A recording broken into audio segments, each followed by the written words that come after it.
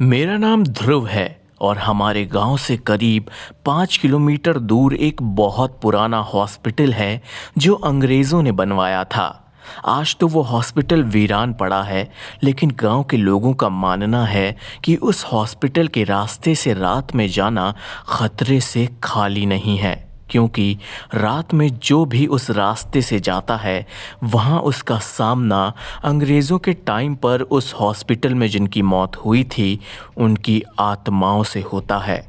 और हमारे गांव और आसपास के गांव के भी लोग रात में उस रास्ते से नहीं आते जाते हैं, लेकिन मैं इन बातों पर यकीन नहीं करता था। और एक रात मैं अपने 3 दोस्तों दिनेश, विकास और आकाश के साथ बाइक पर घूम रहा था कि तभी मेरे एक दोस्त ने मुझसे उसी हॉस्पिटल वाले रास्ते से चलने को कहा।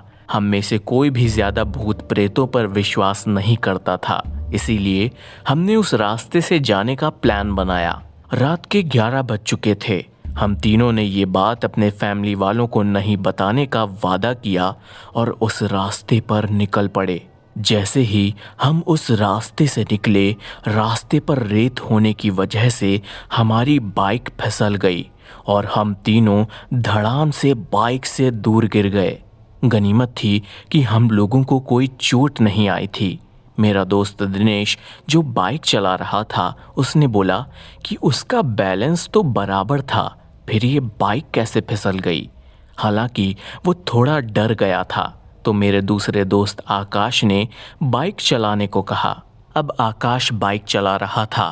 हम 2 किलोमीटर ही चले थे कि अचानक हमारी गाड़ी का टायर पंचर हो गया और गाड़ी की स्पीड तेज़ होने से गाड़ी इस बार फिर पिछली बार से भी दूर तक फिसलती गई। इस बार हमें कोहनियों और घुटनों पर थोड़ी थोड़ी चोटें आई थीं। दिनेश फिर से बोला कि इस जगह में ज़रूर कोई गड़बड़ है। हम थोड़ी दूर ही चले थे कि अचानक किसी लड़के के चीखने की आवाज़ सुनाई दी। ये सुनकर हम रुक गए और दिनेश बोला, यार तुम लोगों को चीखने की आवाज़ सुनाई दी क्या? हमने उसकी बातों को अनसुना कर कहा कि कोई जानवर की आवाज़ होगी। 5 मिनट चलने के बाद फिर से वही चीख सुनाई दी। इस बार तो हम दोनों को भी थोड़ा डर लगने लगा था। हम लोगों ने वापस चलने के बारे में सोचा, लेकिन हम रास्ते के बीच में आ गए थे। पीछे चलने में 3 किलोमीटर और आगे चलने में 2 किलोमीटर ही बाकी थे, इसीलिए हम लोगों ने आगे जाने का ही सोचा। थोड़ा आगे चलने पर हमें एक बरगद का पेड़ दिखाई दिया और उसी पेड़ के नीचे हमें एक औरत दिखाई दी। इतनी रात को अकेली औरत को देखकर हमारे तो रोंगटे खड़े हो गए थे। हम लोगों ने पीछे मुड़ने का सोचा कि तभी वो बूढ़ी औरत चिल्लाई, बेटा रुको, मुझे हाईवे तक का रास्ता बता दो। हमने पूछा कि इतनी रात को आप इस रास्ते से क्यों जा रही हो? तो उस बुढ़िया ने कहा कि मैं पड़ोस के गांव में रहती हूँ और मेरे पास पैसे नहीं हैं, इसीलिए मैं पैदल ही निकल पड़ी। मेरा गांव बस हाईवे के उस पार है। हमने उस बुढ़िया की बात का विश्वास कर लिया और उसे अपने साथ चलने को बोलकर आगे चलने लगे।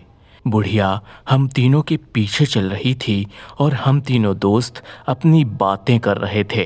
तभी आकाश बोला कि लो माँ जी, आपका रास्ता आ गया। और वो जैसे ही पीछे मुड़ा तो वहाँ कोई नहीं था। हम तीनों की तो सिट्टी पिट्टी गुल हो गई थी।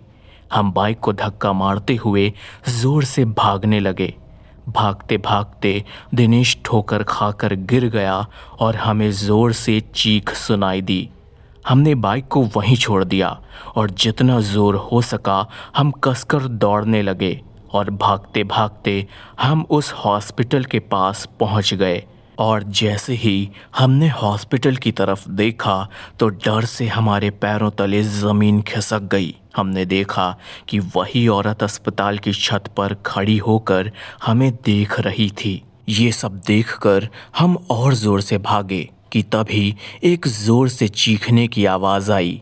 किसी तरह हम वहाँ से बचकर भागे और रात भर हम वापस नहीं गए और सुबह होते ही बाइक उठाकर वापस अपने घर लौट गए।